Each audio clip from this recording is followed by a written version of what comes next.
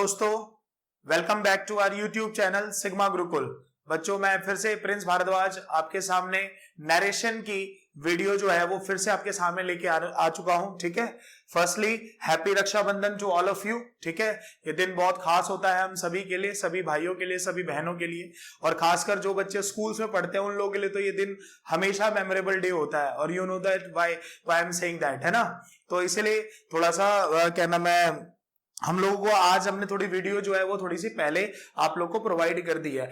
और इस वीक का बच्चों शेड्यूल, मंडे से लेके फ्राइडे तक का शेड्यूल जो है वो डिस्क्रिप्शन में आपको मिल जाएगा।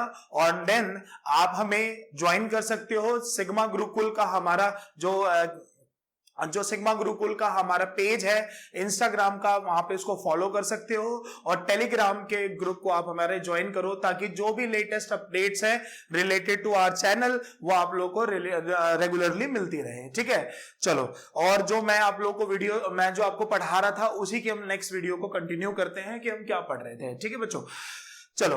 अब हमने देखा था कि मैंने आप लोग को असर्टिव सेंटेंस पढ़ा दिया, मैंने पढ़ा दिया, आपका पता नहीं, है ना। दूसरा, असर्टिव में, अफर्मेटिव, नेगेटिव में दोनों का कॉन्सेप्ट्स आपको सिखा दिए थे।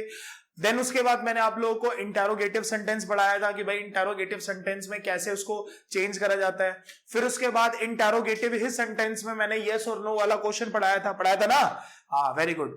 और उसी में क्वेश्चन टैग, वेरी इंपॉर्टेंट, पिछली बार आया हुआ था मेंस के एग्जाम में, इसलिए आप ध्यान रखेंगे कि एक क्वेश्चन वहां से भी डेफिनेटली पूछा जा सकता है। ठीक है, और मैंने पढ़ाया तो क्या पता पूछ लेगा एग्जाम वाला। ठीक है, दूसरा, उसके बाद हम लोगों ने इंपैरेटिव सेंटेंस पढ़ा। इंपैरेटिव सेंटेंस में हमने सब देखा कि हम किस वर्ड को कैसे चेंज करते हैं, और उसमें हमने लेट के दोनों कंडीशंस पढ़ ली थी। ठीक है बच्चों, मैं जानबूझ के आपको एक एक सेंटेंस पढ़ा रहा हूं ताकि आप लोग को एक एक सेंटेंस अच्छे से क्या हो जाए, क्लियर हो जाए। और मैं आप लोग को थोड़े दिनों में आपको एक एक एक्सरसाइज देने वाला हूं, अलग अलग एक्सरसाइज का मतलब हो गया असर्टिव के पहले अलग पढ़ेंगे, इंटेरोगेटिव को अलग से पढ़ेंगे, इंपैरेटिव को अलग से पढ़ेंगे, और जो आज मैं पढ़ाने जा रहा हूं उसको अलग पढ़ेंगे। देन उसके बाद आएंगे, मैंने जैसे आपको प्रॉमिस किया था कि अभी हम पढ़ रहे हैं विदाउट ऑप्शंस, और अब पढ़ेंगे हम लोग विद ऑप्शंस। ठीक है, चलो। अब हम लोग जरा नेक्स्ट स्टार्ट करने जा रहे हैं बच्चों। इस बार हमारे पास है ये कौन सा सेंटेंस बच गया था,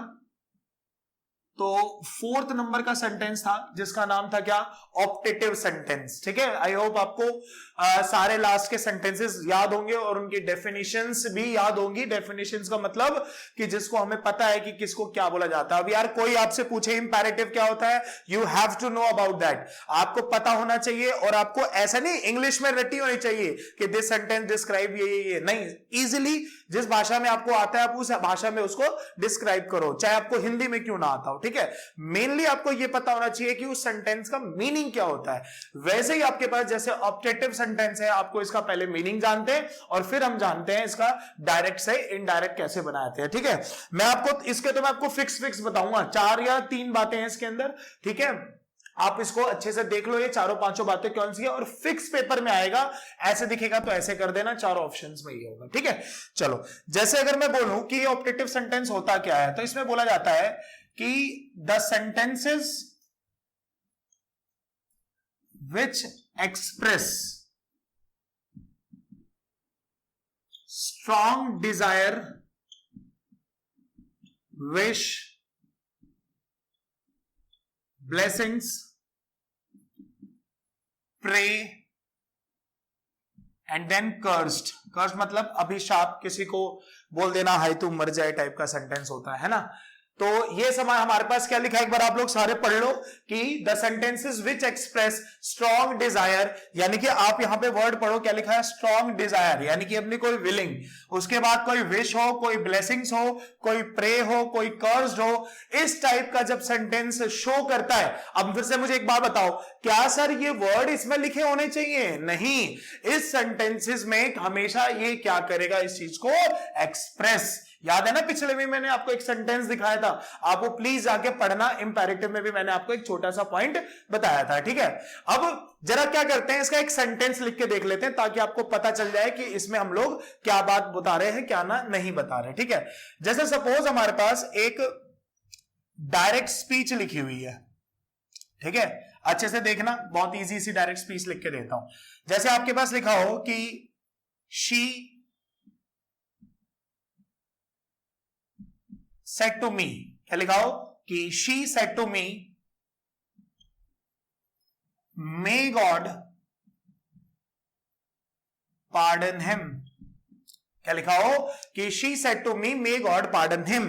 अब प्लीज डोंट आस्क कि सर ये जो लाइन है इसको हम लोग कौन सी लाइन बोलते हैं, तो आपको याद होगा हम इसको कौन सी स्पीच बोलते थे, रिपोर्टिंग स्पीच बोलते थे, ठीक है। और ये जो लाइन लिखी है कि मे गॉड पार्डन हिम, ये हमारे पास कौन सी स्पीच लिखी हुई है, रिपोर्टेड स्पीच लिखी है। इज इट क्लियर, समझ में आया सबको, ठीक है। तो ये हमारे पास सिंपल सी एक लाइन लिखी हुई है कि she said to me may God pardon him. अब जरा हम देखते हैं कि इसको हम लोग डायरेक्ट से इनडायरेक्ट कैसे बनाएंगे।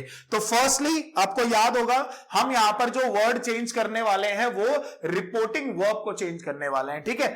तो रिपोर्टिंग वर्ब जरा देखते हैं क्या है हमारे पास। अगर मैं बोलूं कि हमारे पास सपोज कभी वर्ड आ गया सेड, तो हम सेड को किस वर्ड में चेंज करेंगे। तो सबसे पहले आपको ध्यान रखना है सेड को चेंज करने वाला वर्ड जो होता है वो क्या होता है, प्रेड, ठीक है। वो तो फॉर्म चेंज कर लेना आप अपने अकॉर्डिंग। उसके बाद हमारे पास नेक्स्ट वर्ड कौन सा आता है, blessed, very very important word है, बहुत बार आया हुआ है, ठीक है। उसके बाद हमारे पास वर्ड आता है कौन सा, विस्ड। उसके बाद हमारे पास कौन सा वर्ड आ सकता है, कर्स्ड। इस टाइप का सेंटेंस जो होता है वो हमारा क्या कहलाएगा, ऑप्टेटिव। मतलब जब भी हम इसको रिपोर्टिंग वर्ब को चेंज करेंगे तो इस वर्ड्स में ये हमेशा क्या होगा, इसको चेंज करा जाएगा। Is it clear. चलो उसके बाद हम लोग दूसरा काम क्या करते थे, आपको पता है कनेक्टर की ओर आते थे, ठीक है। तो कंजंक्शन हमें पता होना चाहिए इसमें कौन सा यूज होता है। तो मेनली हमें बस ये इसमें छोटी सी बात ये पता होना चाहिए कि जो इसमें कनेक्टर यूज होगा वो कौन सा यूज होगा, दैट। तो यानी कि सर जो हमारे पास इंपैरेटिव सेंटेंस था उसमें तो दैट कनेक्टर था ही नहीं, इवन उसमें तो कोई कनेक्टर ही नहीं था, याद है ना। उसके बाद हमारे पास इंटरोगेटिव सेंटेंस था और उसमें कनेक्टर आपको याद होगा इफ और वेदर लगता था, और WH फैमिली में वो खुद WH फैमिली का वर्ड लगता था जिसमें वो वर्ड वहां पर रिलेटिव प्रोनाउन बन जाता था, ठीक है भाई। फिर से जिसको समझ नहीं आ रहा, अरे सर क्या बता दिया आपने, डेट वहां नहीं लगता वहां नहीं लगता, किसी ने भी फिर वो वीडियो नहीं देखी है। और मैं ये बात जानता हूं कि आप मेरी वीडियो रेगुलरली देख रहे हो, और मैं आपको आज ये बोलने भी वाला था, एक थैंक यू भी करने वाला था कि भाई आप लोग जिस हिसाब से सपोर्ट हमें कर रहे हो, आप रेगुलरली ये सपोर्ट करते रहो, ठीक है, ताकि मैं और अच्छी वीडियो आपके सामने लेके आऊं, जैसा सपोर्ट आप सभी हमारी टीम मेंबर को दे रहे हो, ठीक है। तो इसीलिए रेगुलरली वीडियोस देखो, बैक टू बैक वीडियोस देखो, जितनी बार देखोगे उतना ही आपका कंटेंट जो है वो और बहुत ज्यादा अच्छा हो जाएगा।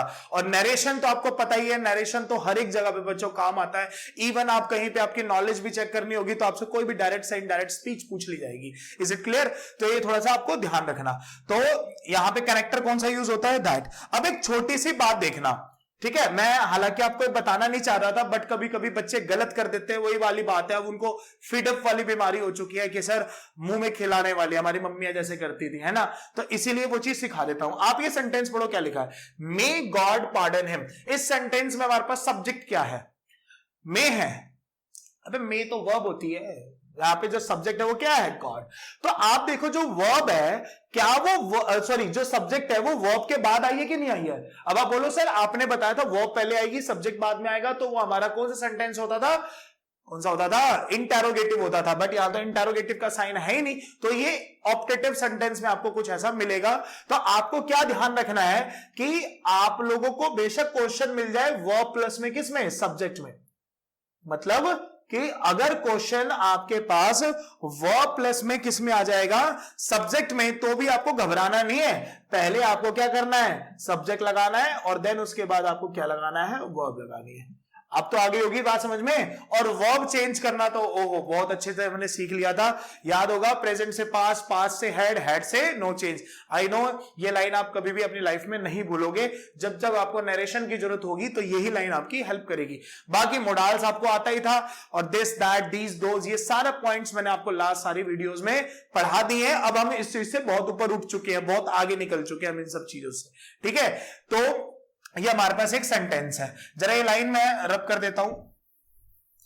अब जो सेंटेंस हमारे पास लिखा हुआ था, अब जरा हम इसी को चेंज कर लेते हैं बच्चों, ठीक है।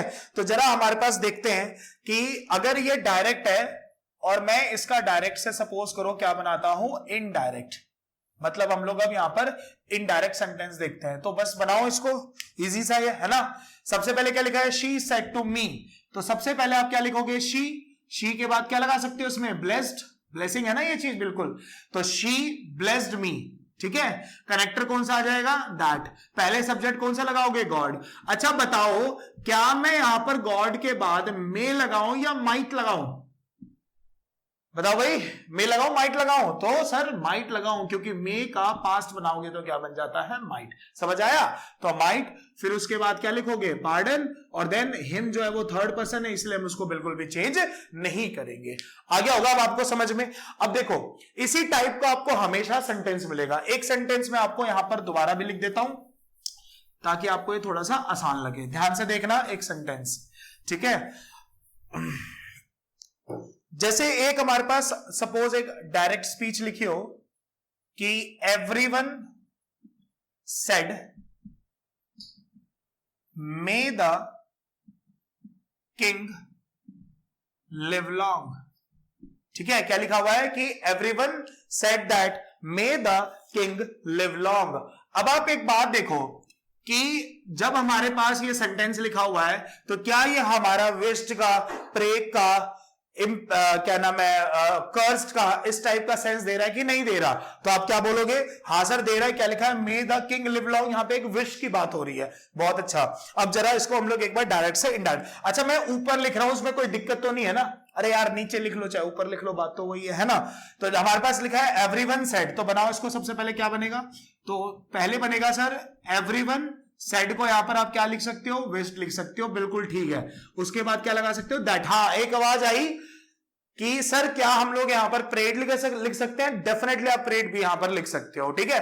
तो दैट आ गया। उसके बाद हमारे पास सब्जेक्ट क्या हो जाएगा, the king.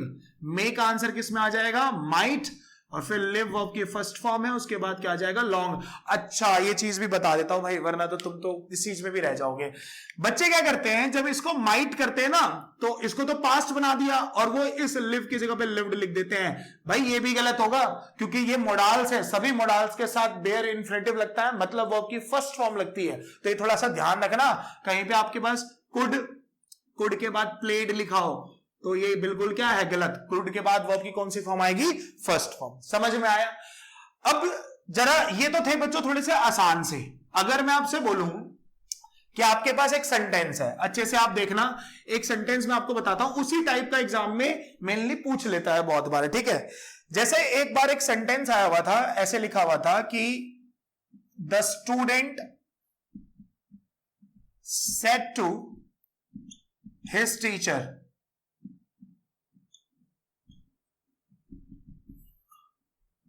Good morning sir, ठीक है। क्या लिखा हुआ है कि the student said to his teacher, good morning sir. अब आप मुझे बताओ, इस पूरे सेंटेंस को पढ़ के जो the student said to his teacher good morning sir, क्या यहां पर कोई भी विश की बात कर रहा है कि नहीं कर रहा, सर बिल्कुल कर रहा है। क्योंकि आप नोटिस करो, मैं जब कोई वीडियो स्टार्ट करता हूं या जो मेरी टीम का कोई भी जो टीचर है वो कोई भी वीडियो स्टार्ट करता है तो सबसे पहले आप लोग को ये विश करते हैं ना। वो अलग बात है, आप कमेंट में वापस हमें नहीं करते, but we don't need that, ठीक है, हमें नहीं है, बट आप हमारी वैसे ही रिस्पेक्ट करो, हमें वही चाहिए लाइफ में, ठीक है। तो आप मुझे एक बात बताओ, क्या यहां पर ये वाली विश वाली बात आ रही है कि नहीं आ रही है, बिल्कुल आ रही है। आप क्या करना, जब भी इस टाइप का आपको सेंटेंस दिखे, गुड मॉर्निंग सर, ठीक है, गुड इवनिंग सर, होता है ना, रिस्पेक्टफुली हम किसी को ये प्रेज करते हैं या कुछ भी उनको ये चीज बोलते हैं, विश करते हैं, तो आप ना बस एक छोटा सा वर्ड यहां पर ध्यान रखना, 4 ऑप्शन में चेक कर लेना, पक्का वही उसका आंसर होगा, ध्यान रखना। द स्टूडेंट, एक वर्ड यूज होगा जिसको बोलते हैं रिस्पेक्टफुली। कौन सा वर्ड यूज होगा, रिस्पेक्टफुली, दैट्स इट, बस ये। तो द स्टूडेंट रिस्पेक्टफुली विश्ड, ठीक है, his teacher.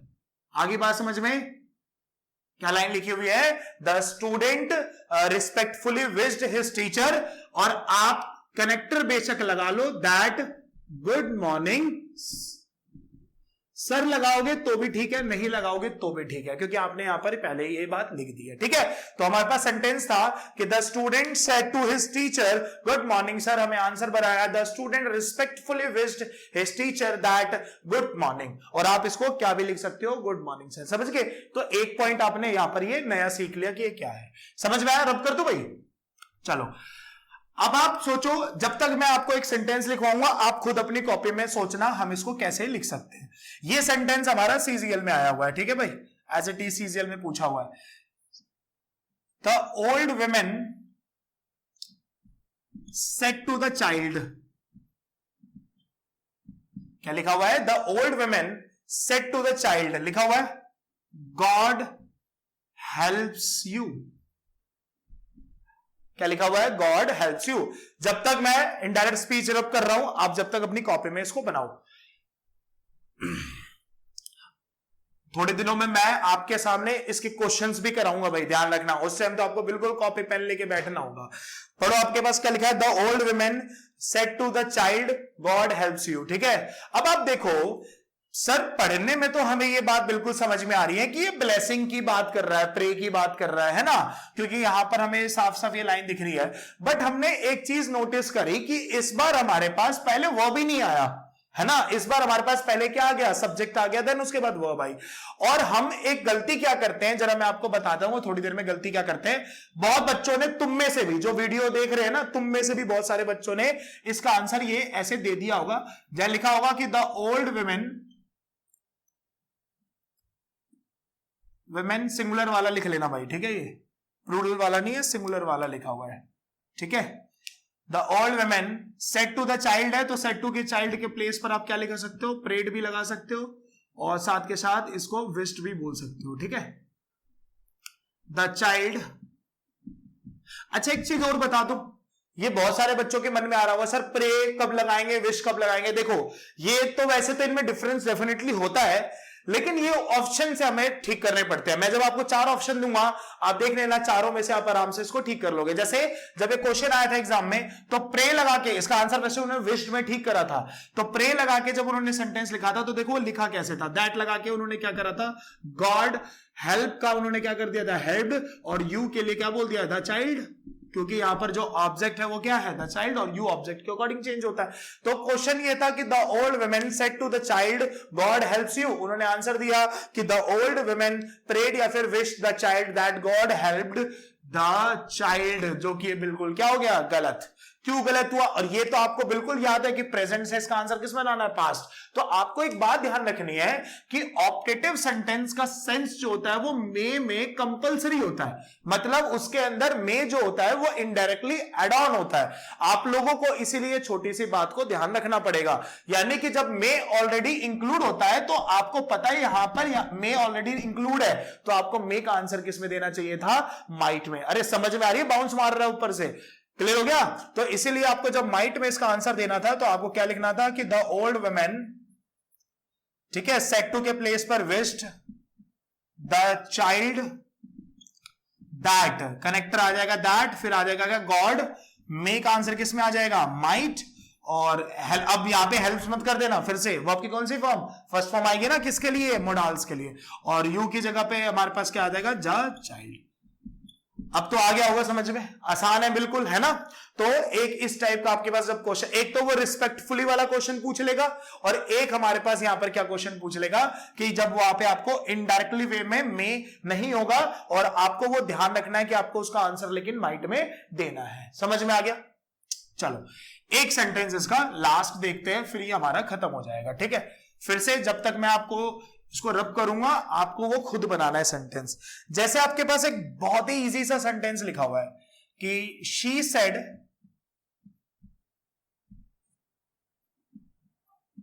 You may ruin, she said you may ruin मतलब बर्बाद हो जाना, ठीक है।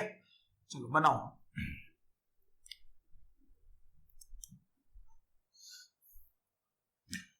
बन रहा है? चलो देखो, सबसे पहले तो सर हमारे पास यहां पर क्या लिखा है? यू। यू किसके अकॉर्डिंग चेंज होता है? ऑब्जेक्ट, ठीक है। ऑब्जेक्ट के अकॉर्डिंग चेंज होगा, तो आपको क्या ध्यान रखना है कि इसका आंसर, ये जो लाइन बनेगी वो क्या बन जाएगी? सेड टू मी, है ना। तो ध्यान से सुनो, जब ये सेड टू मी लाइन बनेगी तो अगर, अच्छा ये यहां पर क्या कर रहा है? यू मे रुइन, अरे श्राप सा दे रहा है ना, होता नहीं है, बोलता है कि हाय तू मर जाए टाइप का, या बर्बाद हो जाए। तो फिर आप यहां पर कौन सा वर्ड यूज करोगे? कर्स्ड, ठीक है। फिर क्या लिखोगे? मी, कनेक्टर कौन सा लगाओगे? दैट, सब्जेक्ट क्या आ जाएगा हमारे पास? आई। मे का आंसर किस में आ जाएगा? माइट। फिर उसके बाद वर्ब की कौन सी फॉर्म, फर्स्ट फॉर्म, जो कि बच्चों यहां पर क्या हो जाएगा, गलत। ठीक है, मैं फिर से आपको कह रहा हूं, ये मी वाली कंडीशन अगर आपको हर केस में सही करनी है, यू वाले में, है ना, क्योंकि यू में जरूरत पड़ती है, तो बच्चों यहां पर कर्स नहीं होना चाहिए था, यहां पर टोल्ड होना चाहिए था। मतलब अगर टोल्ड आता तभी हम लोग यहां पर ये मी का कॉन्सेप्ट यूज करते, अदरवाइज ये कॉन्सेप्ट यूज नहीं करते।